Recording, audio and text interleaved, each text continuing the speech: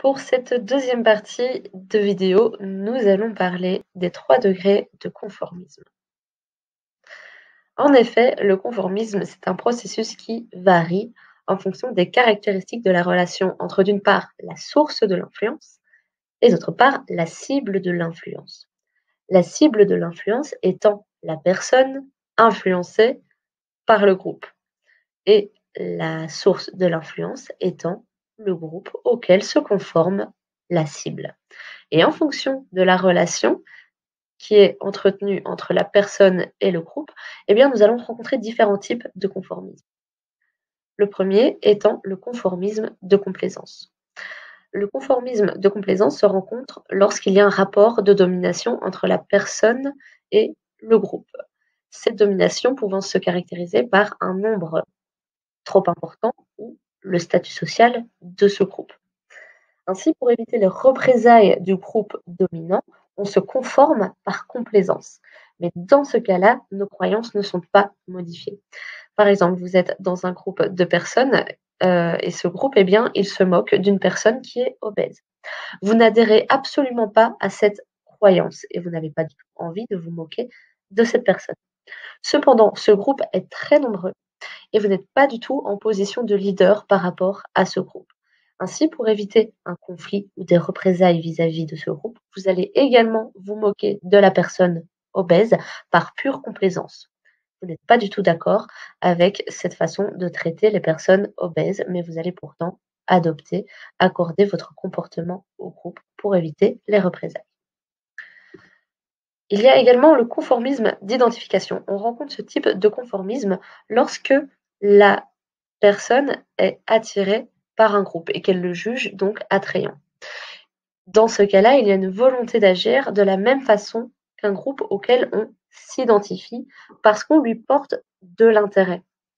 Dans ce cas-là, nos croyances sont modifiées, mais elles restent fragiles parce qu'elles dépendent de l'intérêt que l'on porte au groupe. Imaginez, vous êtes à l'école et vous avez envie d'intégrer un groupe de personnes bien particulier parce que vous vous identifiez à ce groupe. Et dans ce groupe, il y a une norme particulière qui est celle de porter tel code vestimentaire. Ce code vestimentaire, c'est jeans et veste en cuir.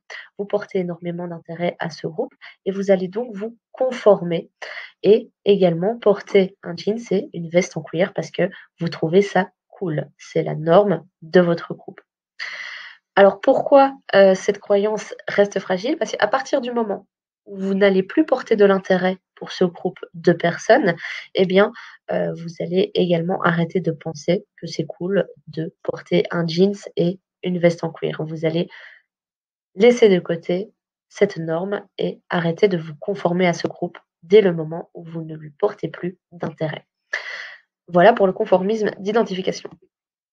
Finalement, nous avons le conformisme d'intériorisation.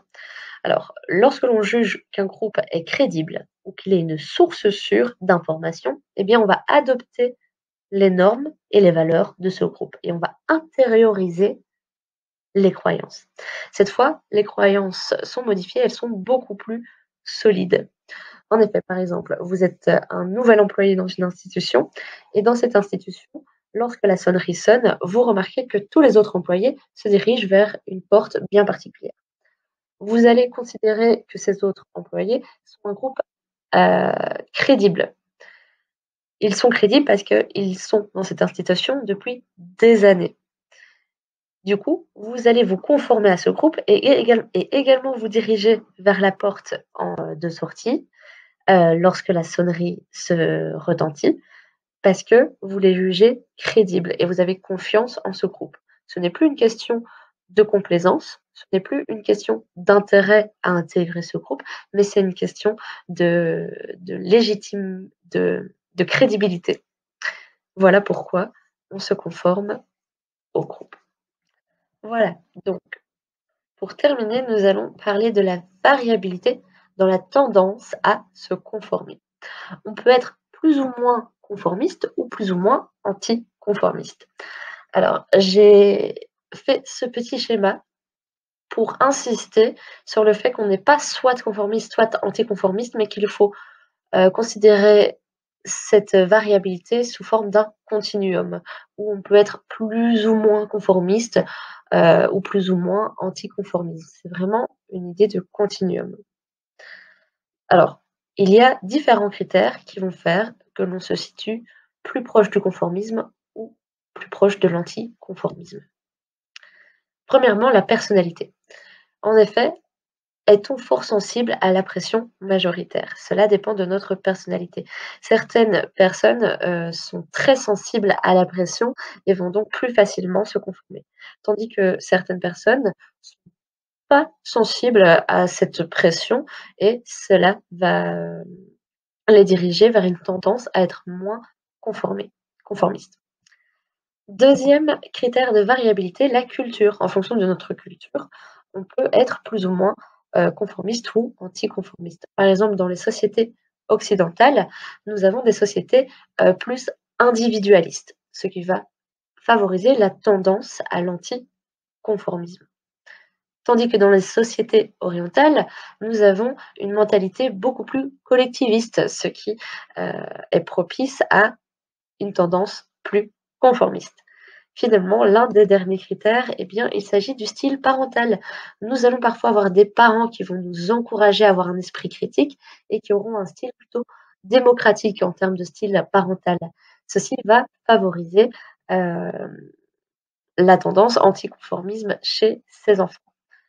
D'un autre côté, on peut avoir des parents qui vont encourager leurs enfants à obéir et qui vont adopter plutôt un style autoritaire, ce qui est, ce qui va favoriser la tendance au conformisme. Voilà donc pour les différents critères qui vont intervenir dans la variabilité et la tendance à se conformer ou non. Et c'est ici que se clôture notre présentation sur le conformisme. Merci pour votre attention et si vous avez des questions, n'hésitez pas à m'envoyer un petit email.